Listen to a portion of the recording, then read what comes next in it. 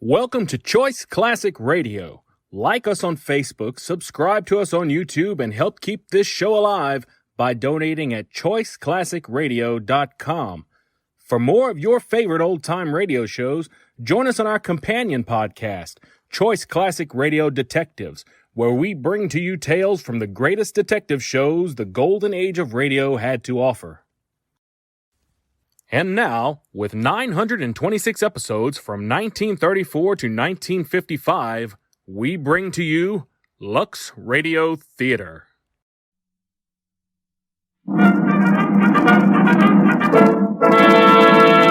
From Hollywood, California, the Lux Radio Theater presents Gary Cooper, Fay Ray, and Walter Connolly in The Prisoner of Shark Island.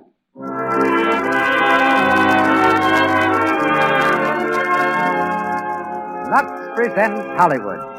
To the thousands of loyal listeners who wouldn't miss a Monday night with us and who loyally purchase Lux toilet soap, our sincere thanks.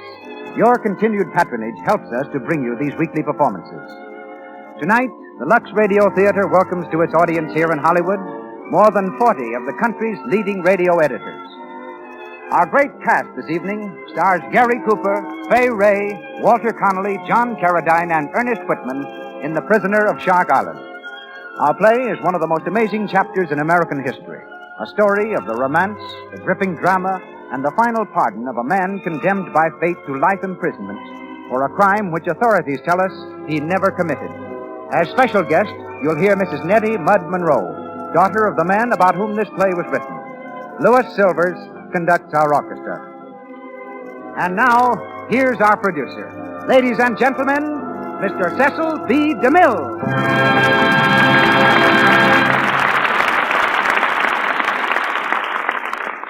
Greetings from Hollywood, ladies and gentlemen. While tonight's play shares the scope, the drama, and the brilliant coloring of fiction, you will find it much more than just a thrilling tale. It's based on the life story, the suffering and ultimate triumph of a real man, an heroic physician, Dr. Samuel A. Mudd, the prisoner of Shark Island.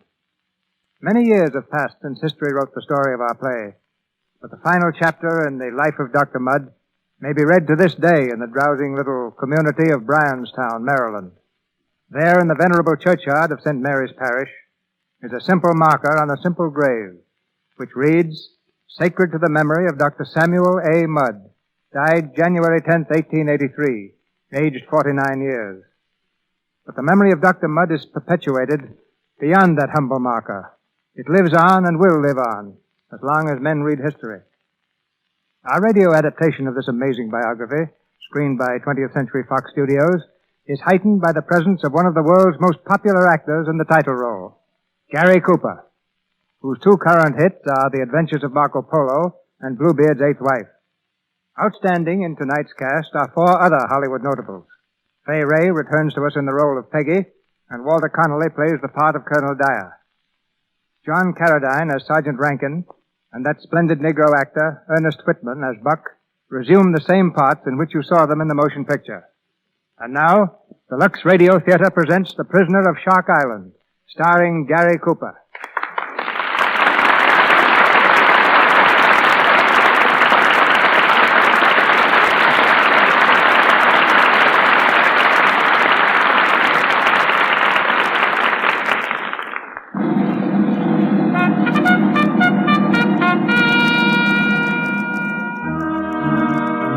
On April 9th, 1865, the great armies of the North and South put aside their arms, and the war between the states was over. The nation, war-torn and weary, went suddenly mad with joy and relief. A few nights later, President Abraham Lincoln attended a performance at Ford's Theater in Washington. Quietly rocking in the flag-draped stage box, he seemed to be enjoying the play. A ripple of laughter comes from the audience, and then... President Lincoln has been shot! Lincoln's dead! Lincoln's dead! Part the army! Hang the traitors who have done! Find the assassin!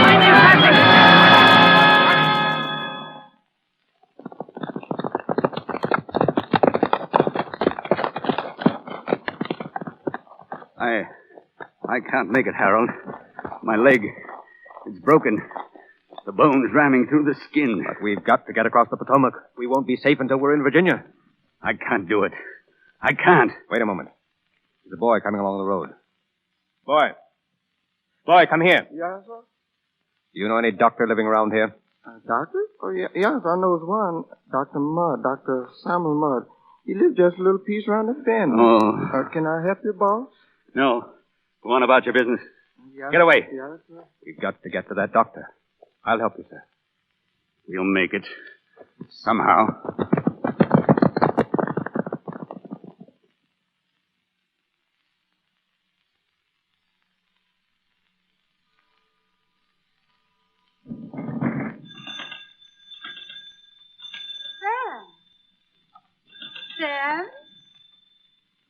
Sam, there's somebody at the door. Oh, what's that? The door. Oh, I guess it's that stork looking for Aunt Rosabelle's cabin. I've been waiting up for him. Well, if the stork doesn't know his way to Aunt Rosabelle's, after 12 visits, he never will learn. No, it's more likely that big lumbering husband of hers. Buck's all right. He's the best worker I've got on this plantation. All right, I'm coming. Just a minute. Will you get my hat, Peggy? You'd better take a coat, too. It's chilly. Oh. Are you Dr. Mudd? Yes, I am. This gentleman's... My friend's leg is broken. Can you do something for him? Oh. Well, let's get him inside first. What happened? His horse threw him. Oh. Down on this chair. Easy. You can get my satchel in the hall. Peggy, Yes, Sam? get some hot water and towels, and you might bring some coffee, too. Oh. Wait a minute, friend.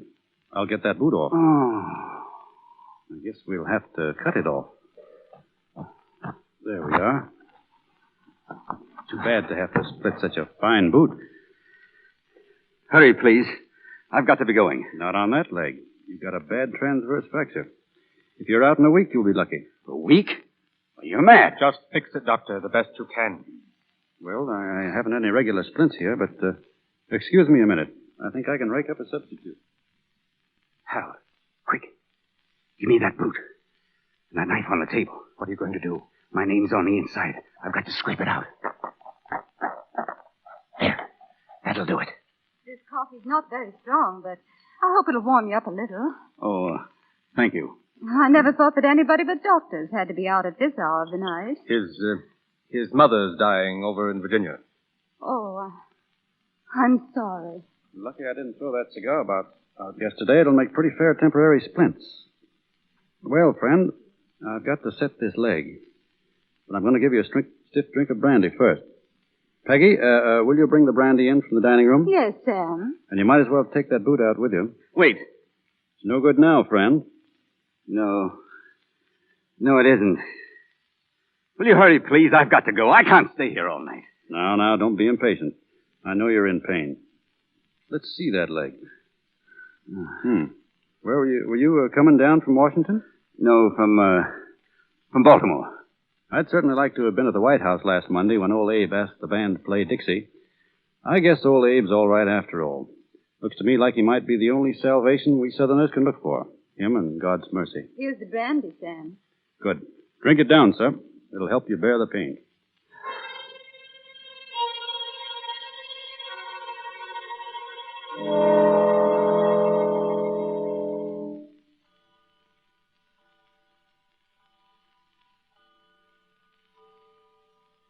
Lean on me, sir.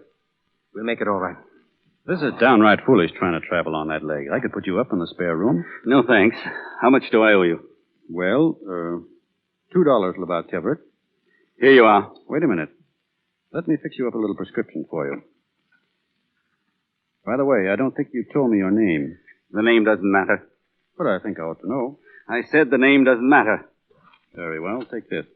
It's a sedative to ease the pain. Now get it filled as soon as you can. Thank you, Doctor. You've done me a great service, and I'm sorry if I seemed abrupt or rude. That's all right. And I appreciate how patient you've been, particularly at such an hour and under such conditions. Things like that can't matter to a doctor. The door's got to be open all the time, day or night, to anyone in trouble, no matter who he is. My hand, sir. And good night. Queer sort of snake, wasn't he? How much did he give you? I didn't notice the bill. Let's see. Gosh, $50. $50? No name. Oh. $50 instead of $2. The whole affair is queer. Oh, they've discovered their mistake. They've come back. Master Sam. Well, hello, Buck. Master Sam, she's ready for you. Roosevelt sure ready for you now. The stalk arriving at last, huh? All right, Buck, let's go. Goodbye, Peggy. Goodbye, darling. It's going to be a lucky day after all.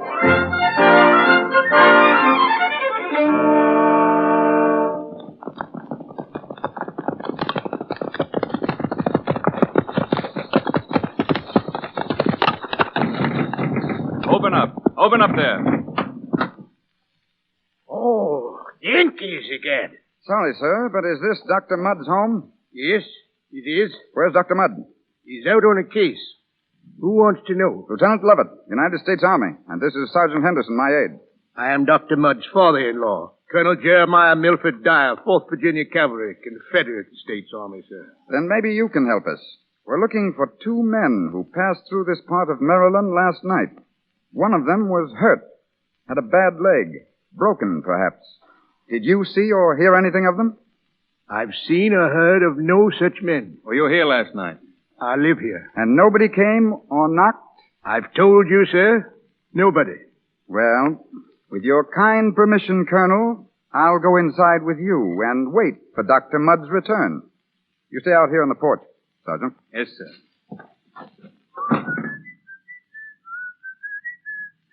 Hello, sir. Howdy, little Johnny Reb. What's your name? Martha. Martha what? Martha Mudd. And this is my dolly, Samantha. Howdy, Samantha. What's that thing your dolly's in? That's my dolly's carriage. Well. That's the first time I ever saw a boot used for a doll carriage. It's a nice one, but it's broke. Yeah? Say, where did you get this boot? Up behind the house. Mommy threw it out this morning. She said I could have it. She did, eh? Mister, where are you going?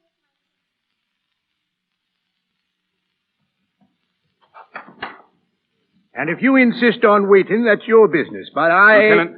What is it, Henderson? Lieutenant, take a look at this boot. Funny, ain't it? Where'd you find it? Mudd's daughter was hauling a doll around in it. Somebody's tried to scratch out the name inside of it. Looks that way, sir. The kid said her mother thrown it out behind the house this morning. Good work, Henderson. I think this is all we need. Here's my son-in-law right now. Well, good morning, gentlemen. Good morning, nothing. Don't even speak to him. Again, they come busting into a man's house, asking a lot of dead, bloomed, fool questions. Keep quiet, Grandpa. Are you Dr. Mudd?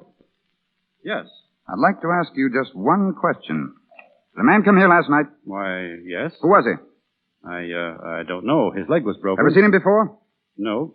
Sergeant Henderson, go and get Mrs. Mudd. Yes, sir. What is the meaning of all this? You can't even guess, I suppose. I can't. You'll be telling me next that you never saw this slip boot before. Oh, that? Why, certainly. Sam, what does this mean? What are these soldiers doing here? That's just what I've been trying to find out. Would you be good enough to tell us, Lieutenant? Certainly.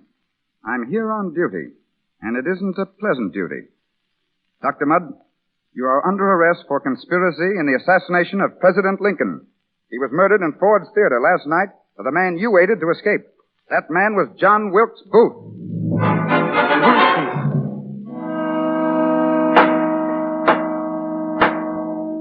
The court is now in session.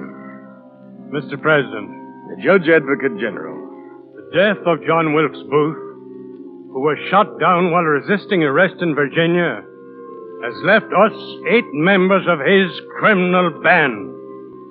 So, in the name of the government of the United States, the crime of assassination and conspiracy to assassinate Abraham Lincoln is charged against the following: David E. Harold, George A. Atzerodt, Lewis Payne, Michael O'Loughlin, Edward Spangler, Samuel Arnold, Mrs. Mary E. Surratt, and Dr. Samuel A. Mudd.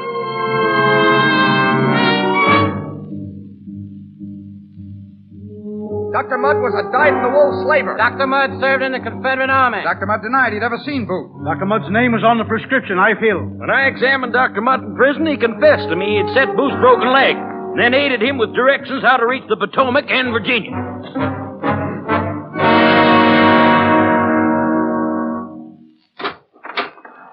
Your wife and child are outside, Dr. Mudd. They're going to let me see them, General Ewing? Yes. As your counsel, I was able to arrange it, but you'll only have a few moments. Take me to them. Down this corridor.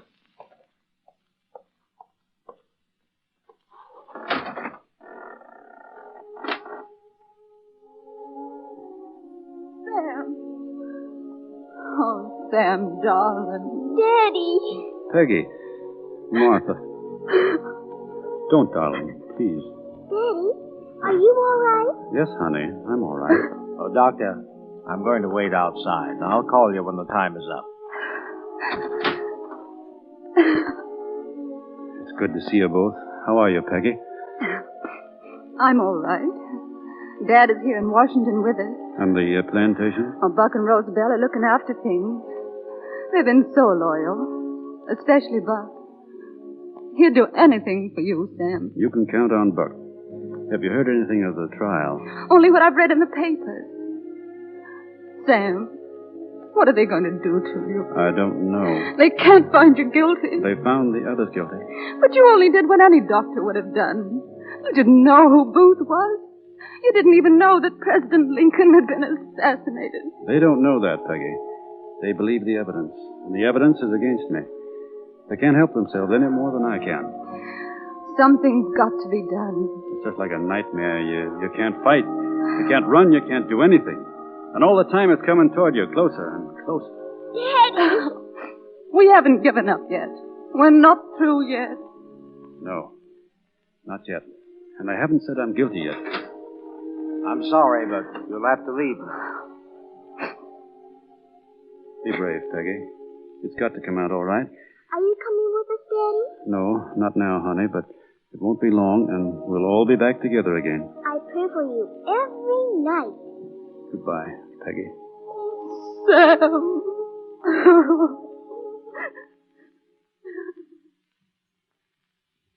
Witness is dismissed. Gentlemen, you have heard these witnesses. You have heard what they swore under solemn oath. The case against Dr. Mudd is ended. The case is not ended. I beg your pardon. Prisoner will observe order. Why? What more can you do to me? What threat have you got left? You believe these witnesses because they told the truth as they saw it. Well, I'm telling the truth, too. Believe the evidence against me if you must. But ask yourselves in your hearts, was I a physician in the plot because it was part of John Wilkes Booth's plan to break his leg and to need me? Does an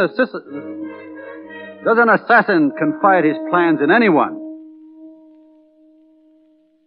Gentlemen, in the sight of the holy God I worship, I am innocent. You have heard the prisoner. The court will bring in its verdict.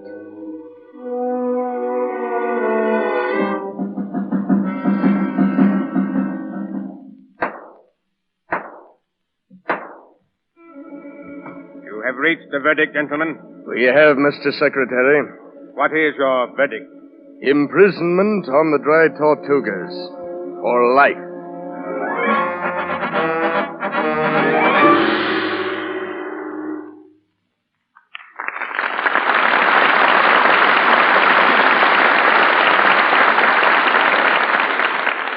We've just heard Act One of The Prisoner of Shark Island. In a moment, we will continue with Act Two of our play with Gary Cooper and an all-star cast. During this brief intermission, I want you to turn with me for a moment to something in a whimsical vein, to just a bit of springtime nonsense. I find that there is a fad here in Hollywood. Imagine it, grown-ups writing parodies on favorite Mother Goose rhymes. I thought it might be fun to round up a few of our own studio poets. So I'll introduce to you now a young lady from our script department. Step up to the microphone, please, Miss Bennett. Now, which one of the nursery rhymes have you parodied? Mistress Mary, quite contrary. All right, let's hear it. Mistress Mary, quite contrary. What makes your skin so sweet? I use Lux soap for beauty bath. I'm dainty from head to feet. Thank you, Miss Bennett. That was very nice. Now for our Mother Goose of the reception department. What's your name, and what will your deathless words be about? Well, my name is Helen Crow. My verse is about Bo Peep. All right, give it to the world. Little Bo Peep fell fast asleep and dreamed of a bad complexion. But when the day dawned, she sat up and yawned. Lux toilet soap is my protection. Now, our next poet is a charming young lady who plays bit parts. Here she is, Miss Ransom. Well, Mr. Ruick, I've got to tell you something. You're going to think I came here under false pretenses.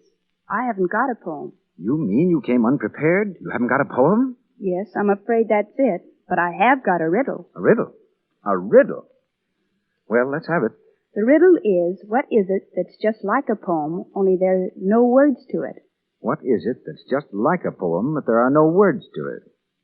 I guess you'll have to tell us. Well, the answer is when it's a captivating, devastating, enchanting Lux toilet soap complexion. By Jove, you're right.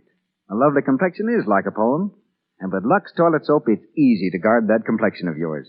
Truly, a beautiful skin does make men think of fresh spring blossoms. Lux toilet soap is the care 9 out of 10 famous screen stars use to guard their priceless complexions. Use it before you renew makeup, always before you go to bed at night. Let Lux toilet soap's active lather guard your complexion. Now, Mr. DeMille. Gary Cooper, Fay Ray, and Walter Connolly continue in The Prisoner of Shark Island with John Carradine and Ernest Whitman.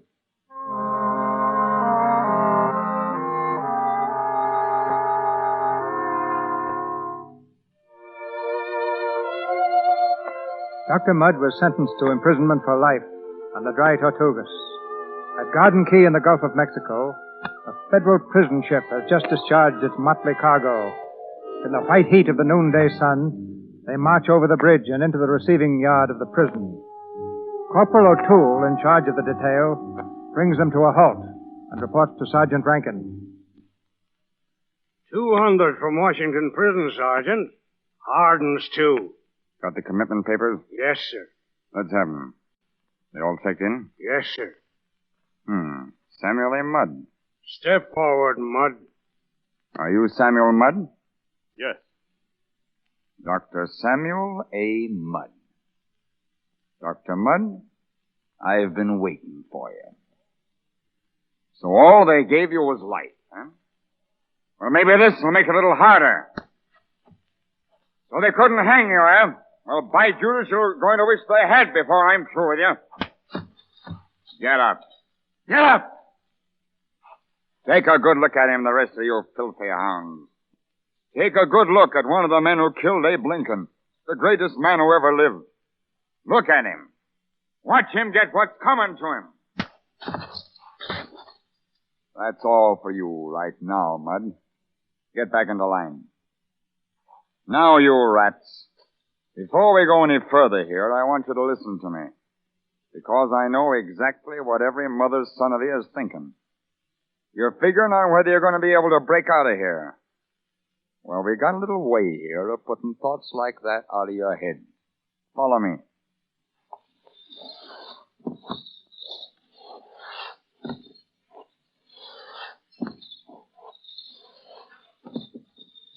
Well, whenever you scum get to figuring on breaking out of here, I just want you to give a little thought to this moat you're looking at. You all see it? Speak up. Speak up! You can see it all right, can't you, Dr. Mudd? Yeah. All right. It runs all the way around the island. It's 75 feet wide and 35 feet deep. You know what we keep in it? We keep pets in it. Nice little pets. O'Toole, throw a hunk of meat in the water. Yes, sir. Now watch. Close. See those black fins? You know what they are? Sharks. You don't see the meat anymore, do you? Well, that gives you a little idea of what would happen to any of you if you tried to swim that moat. How do you like that, Dr. Mudd? Soldier? Yes, sir. Take Dr. Mudd over to the Sawbones for a physical examination. We'll check him in first because Dr. Mudd is going to be our favorite here. Yes, sir. This way. All right. That's all, Mudd. Put your shirt back on. Thank you. Dr. McIntyre, I'm also a physician. I know you are. I simply thought that, as another physician, you would understand the evidence against me. The obligations of a doctor to give aid to anyone in pain and need, whoever he might be. Mr. Mudd, if you assumed you might find sympathy here, get rid of the idea. The profession you have dishonored is ashamed of you. Ashamed of your membership in it. As a doctor, I may inform you that I despise you even more than the rest of the world. It would be of no use for me to swear to you, on the honor of the profession we both love and respect, that I had no part whatsoever in the death of Mr. Lincoln. It would be of no use whatever. I see. Very well, Doctor.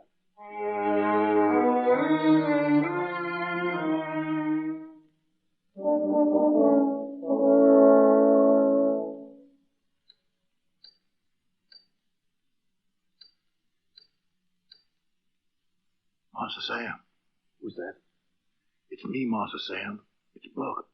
Buck, what are you doing here? I was soldiering down here, Master Sam. When did you get here? I've been here a month waiting for you, sir. They say they need big, husky colored boys for soldiers, and they took me right off. But why? Why did you do it? Miss Mudd, she said, get down on that island, Buck. Get down there and look after Master Sam. So here I is, sir. Buck, my wife, Martha, how are they? Well, they's all right, Master Sam. Roosevelt and the Colonel are taking care of them. God bless you, Buck. You've given me the first gleam of hope I've had since this nightmare started. Yes, sir. Thank you, sir. Buck, what's up? Does Mrs. Mudd think she can get me out of here? I don't know, Master Sam. Miss Mudd and the Colonel are fixing to do something. They wanted me down here. They're going to write to me when they're ready, and I'll give you the letter. It's all in Washington now, and there goes Taps, Master Sam. And I gotta go.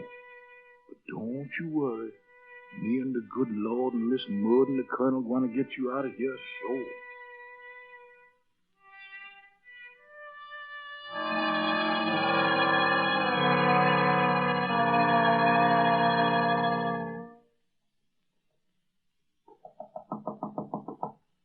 Who is it? It's me, Peggy. Oh, Father. I've finally persuaded General Ewing to pay our Washington home a little visit. How do you do, General? My pleasure, madam. General Ewing, this is Judge Maben of the District Superior Court. Pleasure to make your acquaintance, Judge Maben. The judge is a Yankee, but honorable. Thank you, Colonel. The judge is going to get Sam out of jail, General. Just a moment, Colonel. You're taking too much for granted. You have some kind of a plan, Judge Maben? Well, the plan is Mrs. Mudd's. No judge would dare devise anything so extreme. General, I explained to Judge Maben what happened to the writ of habeas corpus you obtained for Sam. Well, of course, you understand Dr. Mudd is in a military prison. The writ was useless. But if a writ were served on him in, say, Key West, a civil municipality, it would be honored, wouldn't it? Of course, but Dr. Mudd is not in Key West. No, I know he isn't yet. But suppose, just suppose, that we could get him there. Great Scott, Mrs. Mudd, you surely wouldn't dare I'd to dare do so. anything for my husband. And it's not only freedom I want for him. It's exoneration, too. He's innocent. And they've got to say so to the entire world. Just a moment, Mrs. Mudd. General Ewing, all I have to say is this. If Dr. Mudd should be able to deliver himself to the civil authorities in Key West, I could have a writ of habeas corpus there to be served on him. Under its protection, he could then be brought back here. Yes. I would reopen the case and, with certain new evidence, prove his innocence beyond a doubt. But, as to how Dr. Mudd is going to be able to get to Key West, I'd rather not hear. Now I must bid you all good day. Good luck, Mrs. Mudd. And I won't be the only Yankee praying with you. Oh, thank you, Judge. Oh, we'll sell everything, pawn everything, mortgage everything. We'll get enough money. Mrs. Mudd. You understand what this means to me, don't you, General Ewing? It's all that's left of our lives. Sam's and Martha's and mine. General, you can leave the escape entirely to me. Within 24 hours, I'll have 5,000 of my old brigade under my command. We'll seize a war vessel or two, blow the whole prison to dust again, and deliver Sam to Key West with a guard of honor. I'm sorry, Mrs. Mudd, but if you're set on such a foolhardy plan, I must withdraw from the case. But we've got to do it. He's got to be free, to be tried again. It's the only way, don't you see? Yes, but I'm sorry, but I cannot sanction such a plan. I can only believe that you're not serious, that you're simply overwrought. Egad, sir. Never mind, Dad. Mrs. Mudd, if you'll take my advice, you'll abandon this mad scheme. Goodbye to you both. Dad, what do you think? Egad, sugar, we'll show 'em. I'm sick and tired of this fiddling around. I'm a man of action, Egad. We'll get Sam out of that prison, and we'll raise enough money to do it.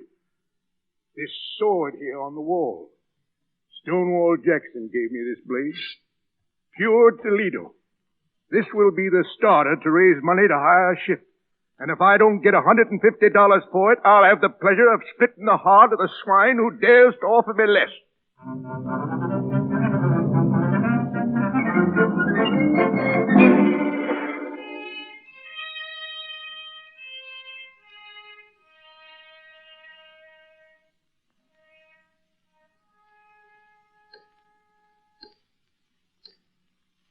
Master Sam. Yes, Buck. I got a letter for you, and a piece of soap with a key to your cell in it. Give me the letter. Quick. Yes, sir. Here it is. Can you see enough to read it? Yes, Buck. It's from my wife. Yes, sir. I thought it was. Listen. We are now in Key West, and everything is ready, if you can only get there. The boat we have hired will be anchored off the island. You will know it by its black sails and 2 riding lights at night. Master Sam, I seen that boat today. She got black sails and she's anchored about half a mile out. Are you sure, Buck? Yes, sir. All right, Buck. I'm ready to go. Tonight? Tonight. But how about the moat? I'll have to try the bridge. Well, there's got a guard on it, Master Sam. Yes. If I could go with you, Yes. I can arrange to be the guard that's on the bridge. That's it, Buck. You arrange to be on the bridge and we'll go together. Now, listen carefully.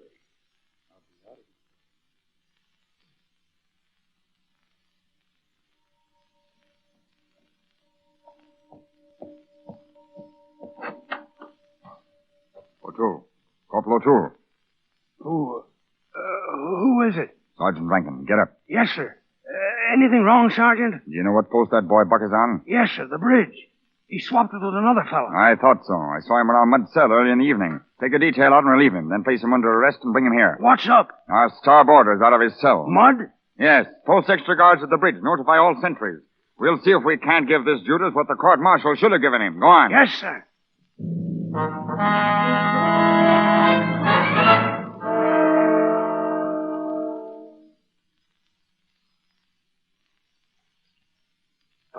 Halt! It's Dr. Mudd, Buck. Halt down there. Halt, I'll shoot. Halt! You get him, sentry? No, there he is on that ledge on the wall, just above the moat. Hurry, Judas! He must have dove below. Find the bridge, man! Find up! There he is, down in the water.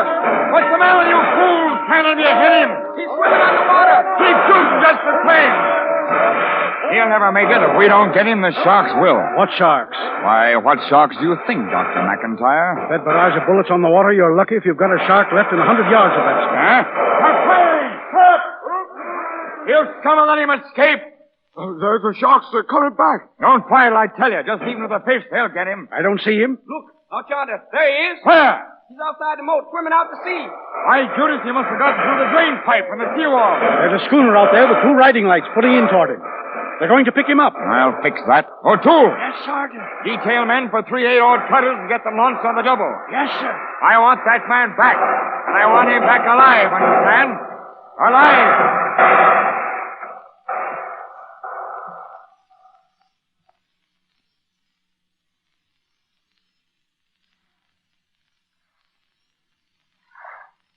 Man, 2 points off the starboard bow.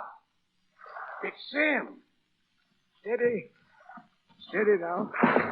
Grab him. Easy. There we are. Colonel. Dad. It's all right, son. You're safe now, Egad. Just put your arm over my shoulder and we'll go down into the cabin. Captain. Aye, sir. Head her back to Key West. Here he is, Peggy. Sam.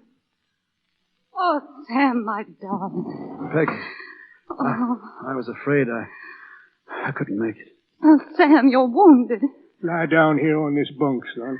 It's nothing. A bullet nicked my arm. It's all arranged, darling. Everything. You're going to have a new trial. You will be freed. And you're going to see Martha. Where is she? In Key West. She's waiting for you, darling. She hasn't forgotten me. Oh, no. Not for 1 minute. What is that? It couldn't be from the fort. Egad, if it's the dead blamed Yankees, I'll show 'em a thing or two. I'm going on deck. You stay here with Sam, Peggy. Yes. Stand by the return order. They can't take you back. They can't. They must have sent boats out after me. But how could a boat catch this schooner? We have sails. The fort has cutters. They can travel. Oh, but we've got to get away. We've got to. Safety and freedom are so near. You can't. They'll never take me back to that hellhole alive. Oh, Sam. The firing stopped. What's happened out there? Oh, dear God, help us. Help us. Well, now, ain't that a touching little scene? Hiya, Judas. Rankin. Very flattering, Dr. Mudd. I didn't think you'd remember me being away so long. Who's that old man out there on deck? He's my father. You can't do anything to him. Not anymore, ma'am. He's dead. No. No! Yeah, and where Dr. Mudd's going now, he'll wish he was dead, too.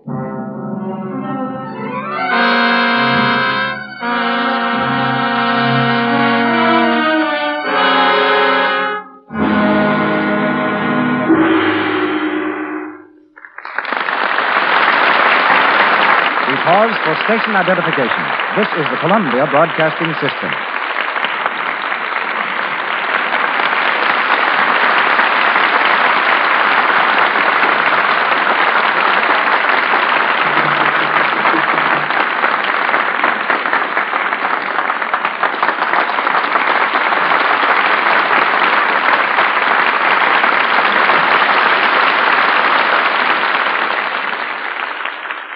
We've completed the second act of The Prisoner of Shark Island.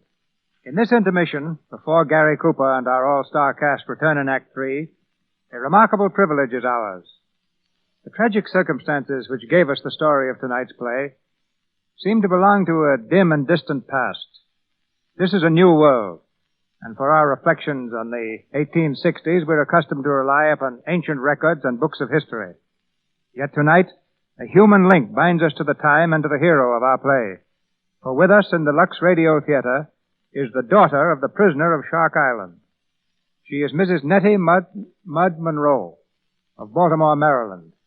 Better than any other person, she can tell us of that noble American who was her father. I'm honored to introduce the daughter of Dr. Samuel A. Mudd, who speaks to us from New York City, Mrs. Nettie Mudd Monroe. Thank you, Mr. DeMille.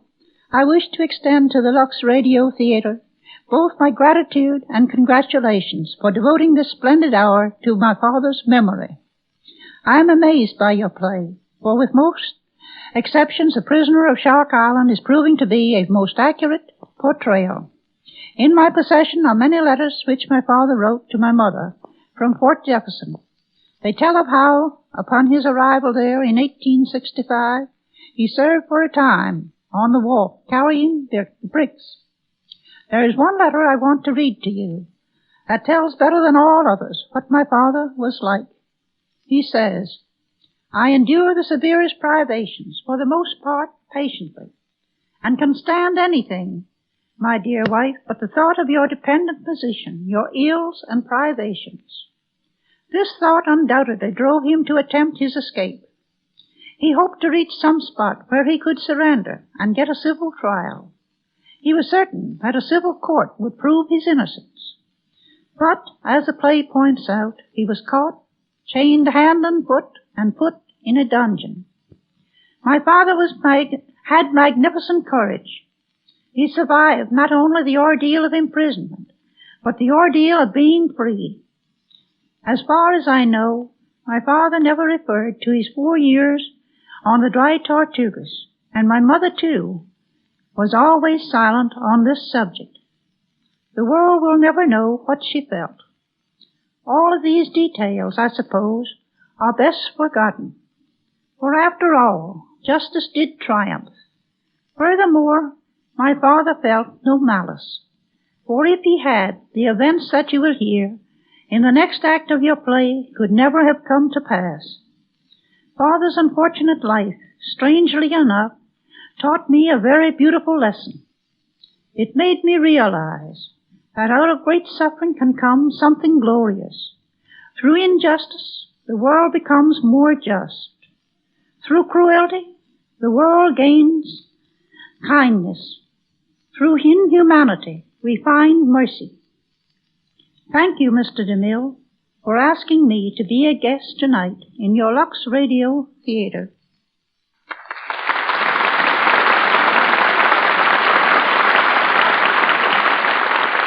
We're back now in Hollywood and send to you, Mrs. Monroe, our sincere gratitude. In a moment, Mr. DeMille raises the curtain on the third act of our play. But first, I would like to remind you that Lux Toilet Soap not only safeguards the complexions of the lovely screen stars and guards against unattractive skin, but that it makes a grand beauty bath as well. Lux Toilet Soap's active lather frees the pores of perspiration, every trace of dust and dirt. It's a grand way to protect daintiness. Now, our producer. We continue with The Prisoner of Shark Island, starring Gary Cooper with Fay Ray, Walter Connolly, John Carradine, and Ernest Whitman.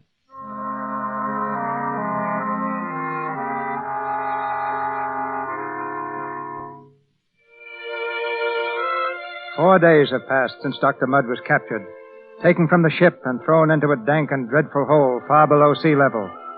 Buck has been imprisoned with him. On the floor of their cell, they lie exhausted. Master Sam. Yes. How long's it been, Master Sam? 3 days, I think. Maybe 4, 5. Master Sam, can you give me a little more of that water, sir? Makes you feel better, doesn't it? It cools me off some. I sure can use some cooling, Master Sam. I was burning up. Ain't even heard no bugles. Ain't seen nobody, no food, no nothing. Seems like everybody just gone off and left us. Reckon it'd do any good to holler again? I'll holler till I'm hoarse. What you suppose happened? I don't know. Maybe you're right. Maybe they've gone and left us to die. It doesn't matter, does it? No, sir. I reckon not. Feel to me like I'm going to die anyhow. Listen. There's somebody coming. Hello? Coming this way. Yeah, we is, yeah. Mudd. Dr. Mudd. It's Major Stone. Major Stone, the commandant. What do you want here?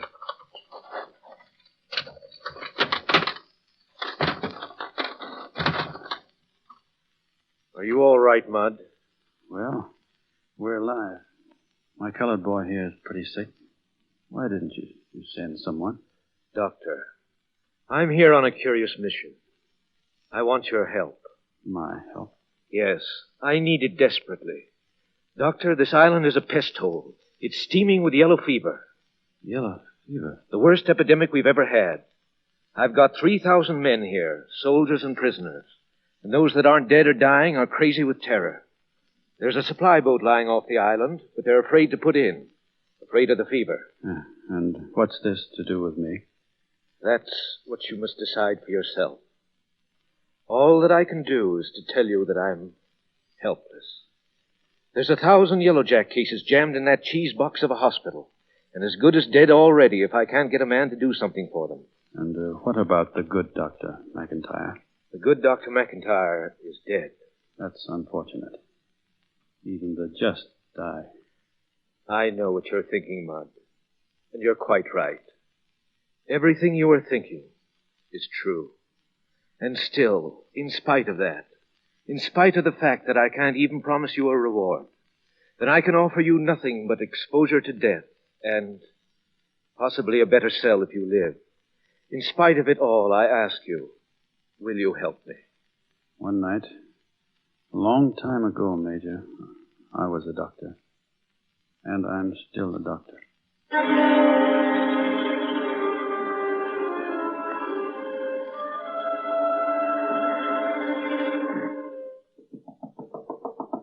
Come in? Dr. Mudd, sir.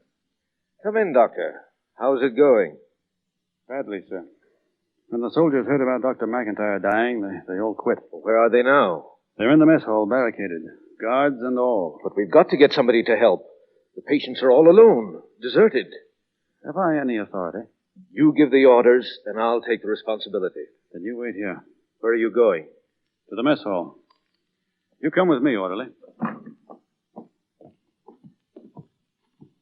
You aren't afraid, orderly?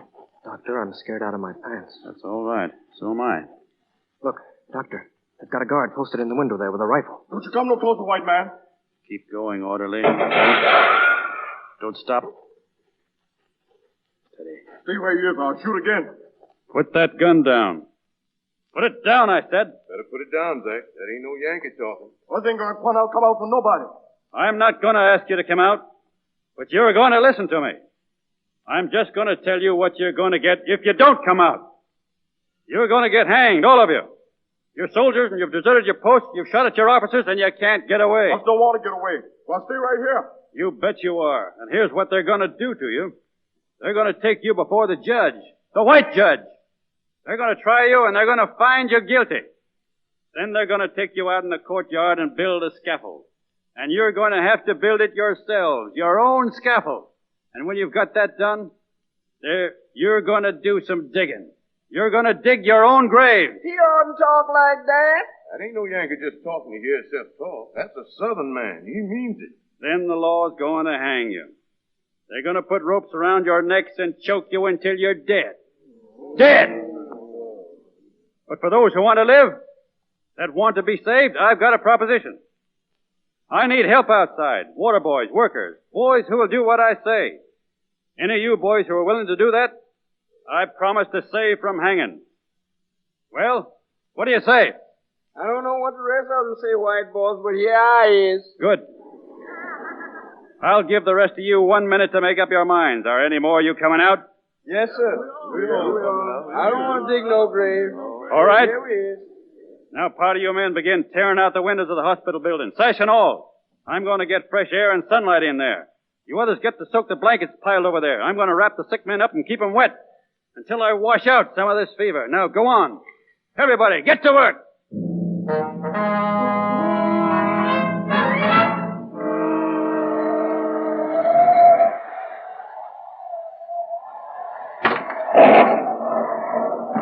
Well, how do things look, Doctor? All right, I guess. No new cases today. Temperatures are down. No deaths? No. But wait till tomorrow. And the next day. And the next. What do you mean? How long do you think these supplies are going to last? Where's the medicine coming from? 2 days from now. Out of the air? Steady, Mud. And how long do you think I'm going to last? I'm human, too. You've got to get some sleep, Doctor. You've had 5 days of this, and you're exhausted. And right out yonder, not a quarter of a mile away, there's a ship full of supplies and a half a dozen doctors. And the whole United States government can't make that boat come in and help us. Mud, will you let me put you to bed? No. I'll go myself. I'm tired. You've got to take care of yourself. We need you. All right. I'm sorry. Get a good rest, and I'll look in on you in the morning.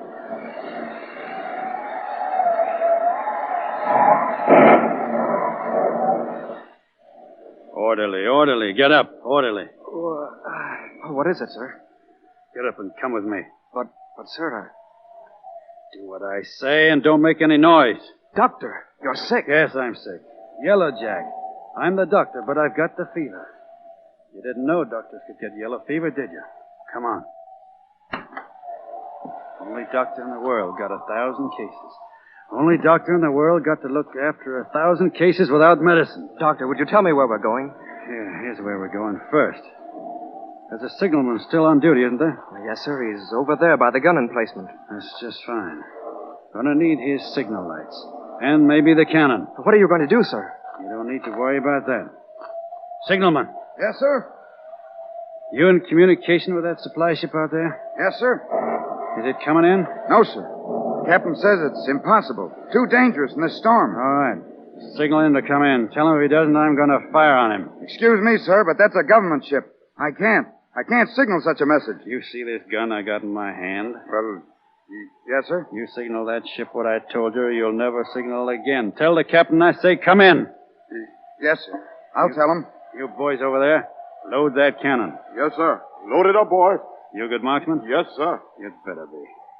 I want the first ball dropped just close. Let's see how close you can come without hitting the ship. Oh, he'll be close, sir. What does the captain of the ship say, signalman? He says he won't come in, sir. Give him one. Close. Fire! They're putting out to sea, sir. They are, huh? Hit him this time. You can't do that, Doctor. You fool. I've got to get that medicine. I've got to get those doctors. I've got the yellow jack, too, like everybody else. I'm sick. Someone's got to look out for things. We need help. Give it to him. I tell you, fire! That one hit the mast. He's turning. He's coming into the wharf. Doctor, what are you doing? Compliments. Major, I've just got somebody to take over my job. Catch him.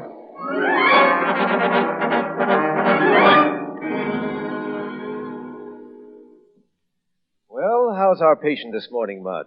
Still all right? Looks like I'm going to live. That other doctor said Master Sam be up and around in 3 days, Major. 3 days. Well, that'll give you time enough to get a cell ready for me, Rankin. Dr. Mudd. Wait, Rankin. Dr. Mudd, I have a paper here I'm preparing to send to Washington by special messenger today. I'm in no position, of course, to speak for our government, yours and mine. But because I love the flag I serve, and because I'm jealous of its honor, I'd like to read this letter to you. Please, sir. This is to the President of the United States. As Commandant of the military prison at Fort Jefferson, Florida, I can testify that the final checking of the recent yellow fever epidemic was the direct result of extraordinary and unselfish courage, bravery, and skill on the part of Dr. Samuel A. Mudd. On behalf of the personnel of the post, including officers, enlisted men, civilians, and prisoners, I take this means of urging executive clemency for Dr. Mudd as a reward for heroism far above and beyond the demands of duty. I wrote that this morning, and every man on this island will be glad to sign it. I promise you. Major Stone. Yes, Rankin? If it's all right with Dr. Mudd here, I'd like to be the first to sign it. Thank you, Sergeant. Thank you. Freedom. A chance to prove my innocence. And I will prove it.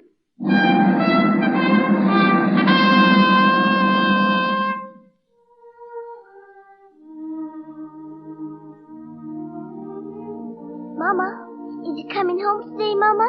Is Daddy coming home? Yes, dear. He sure is, honey. And the President of the whole United States is sending him home just special for you. But where is he, Mama? Why doesn't he come? Oh, he'll be here, darling, very soon. And when he comes, he may not look like he did when you saw him last. But don't say so, dear. Just kiss him. Kiss his cheeks and his eyes and his hands and... Listen, there he is. He coming now, Miss Moore. He coming right now. Welcome home, Master. Daddy! My baby. Peggy. Oh, Sam. Sam, darling. Dear God. I'm home.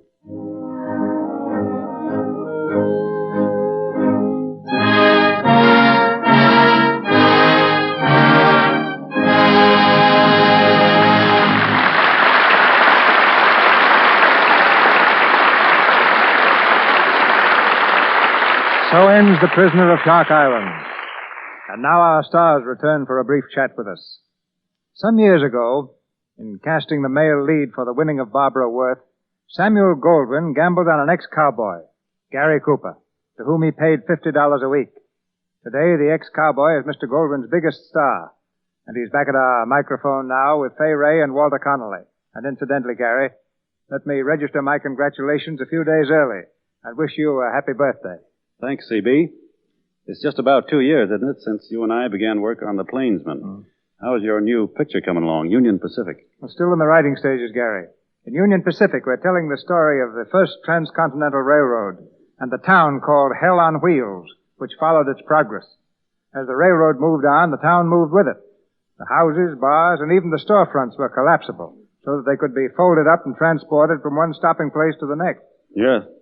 I know it had no laws and no government because it never stayed long enough in one place to be anything more than a roaring, lawless community. Yeah, but on each spot on the prairie, where it sank its teeth for a time, a great American city stands today. And it's a coincidence, Gary, that Union Pacific also has a birthday in a few days. The Iron Horse found the end of the trail on May 10th, 1869. That was just a few weeks after Dr. Mudd was released from Fort Jefferson. Well, not to change the subject, but it just dawned on me that Hollywood is indebted to the mosquito for 3 great stories. Without the mosquito, there would not have been yellow fever. And without yellow fever, the probabilities are that neither the Prisoner of Shark Island or Jezebel or MGM's new one, Yellow Jack, would ever have been made. But they didn't know until 1900 that yellow fever was caused by a mosquito. Yes, for one thing, they thought it was a malarial poisoning caused from the water standing in the moat surrounding the prison. You know, they also had a dread of wet woolen clothing, believing that it, too, brought on the fever. I understand that Dr. Mudd saved several patients when he ordered a wall broken down to increase ventilation. He thought that the wind drove the fever away. What really happened was that the wind drove the mosquitoes away. And, may I say something else, Mr. DeMille? Certainly, Fay.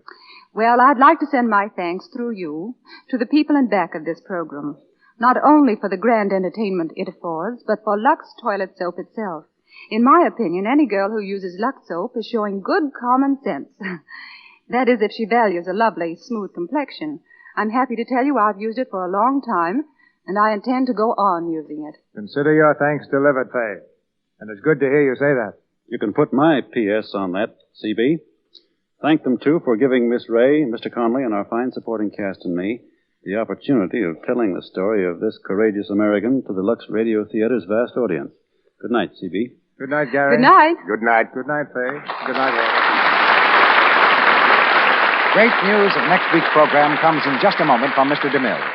Assisting our stars tonight were Joan Carroll as Martha Mudd, Francis MacDonald as John Wilkes Booth, Ted Osborne as David E. Herold, Albert Van Decker as Sergeant Henderson, John Deering as Lieutenant Lovett, Victor Rodman as General Ewing, Lee Millar as Dr. McIntyre, Frank Shannon as Judge Advocate General Holt, Lou Merrill as Judge Mabin, Earl Gunn as Major Stone, Warren McCullum as Orderly, Frank Nelson as Prosecutor Hunter, Cracker Henderson as Druggist, Libby Taylor as Rosabelle, Jester Hairston as Corporal, Clarence Hargrave as Field Boy, and Jack Carr as Sentry. Walter Connolly appeared through courtesy of Columbia Studios. His new film is Penitentiary. Appearing through courtesy of 20th Century Fox Studios were John Carradine, Joan Carroll, and Louis Silvers, who directed music for their new picture, Kentucky Moonshine. Now, our producer. Hollywood has produced any number of comedy romances, but few have been applauded the world over with such laughter and enthusiasm as the play we bring you next Monday night, the celebrated hit, My Man Godfrey. And we bring you not only the play, ladies and gentlemen, but the same 4 stars whom you saw in the picture. Making her debut in the Lux Radio Theater, Miss Carol Lombard. Co-starred with Miss Lombard, Mr. William Powell. And in addition, Gail Patrick and Misha Auer. Here's an array of talent and a comedy which together promise a great event in radio entertainment.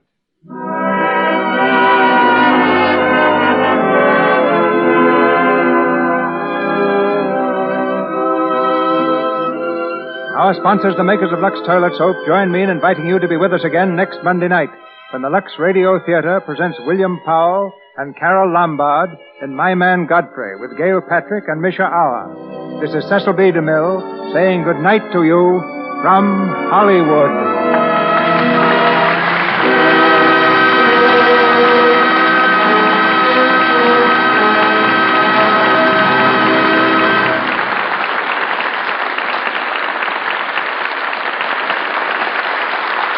Your announcer has been Melville Ruick. This is the Columbia Broadcasting System.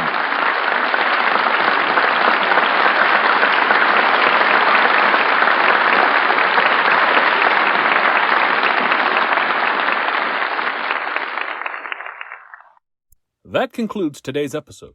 We'd like to thank you and remind you to donate at choiceclassicradio.com. Remember, your donations make episodes like this possible.